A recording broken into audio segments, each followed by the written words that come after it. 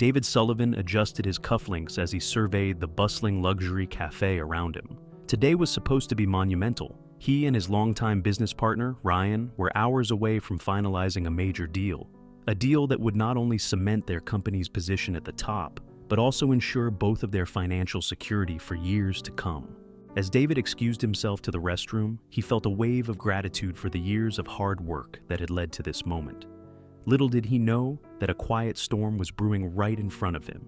While David was away, a waitress named Emily, who had just started working at the cafe, approached the table where Ryan sat alone, distracted, on his phone.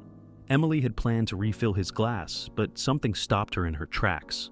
Ryan was speaking in a low, urgent voice, clearly intending to keep his conversation private. "Everything's set," Ryan whispered. "David has no idea. By the time he realizes, the deal will already be mine. Months of planning, and I'll walk away with it all. Assets, shares, everything." Emily froze, her heart pounding. She couldn't believe what she was hearing. This man, who looked like a polished businessman, was calmly plotting to strip his friend and partner of everything they had built together. She stumbled backward, her mind racing as she retreated to the kitchen. She had no connection to either man. She was just a waitress who served them. But as she thought about it, her conscience stirred. Could she live with herself if she kept silent? When David returned, Emily took a deep breath and approached his table. Her voice was barely a whisper as she leaned in, her face pale with nerves. "Excuse me, Mr. Sullivan," she said. David looked up, surprised that the waitress was speaking directly to him. "There's something I need to tell you. About your friend Ryan." David frowned, unsure if he'd heard her right. "What did you say?" he asked, leaning forward. Emily cast a quick glance over her shoulder to see if Ryan was still outside. "I overheard him on the phone. He's planning to betray you. He's going to take over everything once the deal is signed." For a moment, David's mind refused to process her words. Ryan, his closest friend and business partner, scheming behind his back. David had known Ryan for years. He was the last person he'd ever suspect of such betrayal. But there was something in Emily's urgent gaze that made him pause. It was a look of sincerity, of someone with nothing to gain from lying. David's initial shock shifted into something darker as suspicion crept in. He forced a tight smile and nodded to Emily. "Thank you for telling me," he said, though his heart raced with the realization that everything he believed might be a lie. Minutes later, Ryan reappeared at the table, the same easy smile plastered across his face. David returned the smile, but a flicker of doubt gnawed at him as they resumed their meeting. Could he continue with the deal without knowing if Emily's warning was true? David tried to keep his composure as they finished their meeting, but he was already planning his next move. The following day, he met with a private investigator named Julian to look into Ryan's recent transactions. Days passed with agonizing slowness as Julian combed through Ryan's financial records. Finally, the call came. Ryan had been funneling company funds into an offshore account, methodically setting himself up for a takeover once David signed the deal. David's heart sank as he absorbed the news. Emily had been right. Ryan's betrayal went deeper than he could have imagined. Gathering his courage, David scheduled a private meeting with Ryan at a small, neutral office space. It was time to confront him. As they sat across from each other, David kept his expression calm. "Ryan," he began, his voice even, "I know everything. The offshore accounts, the stolen money, the deals you've been making behind my back. How long have you been planning this?" For a moment, shock registered on Ryan's face, but he quickly masked it, leaning back in his chair with a smirk. "You're overreacting, David. Maybe you've been working too hard, imagining things."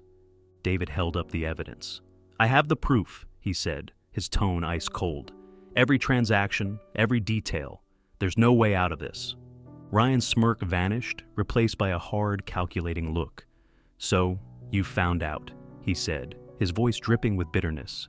"You think you're the only one who deserves credit for this company? I'm the one who does the dirty work while you get all the glory." David's fists clenched as he absorbed Ryan's words. "You think that justifies stealing from me, from the company we built together?" Ryan crossed his arms, unfazed. "I earned it, David. You might be the face of the company, but I'm the one who keeps things running." David shook his head, unable to believe the words coming out of Ryan's mouth.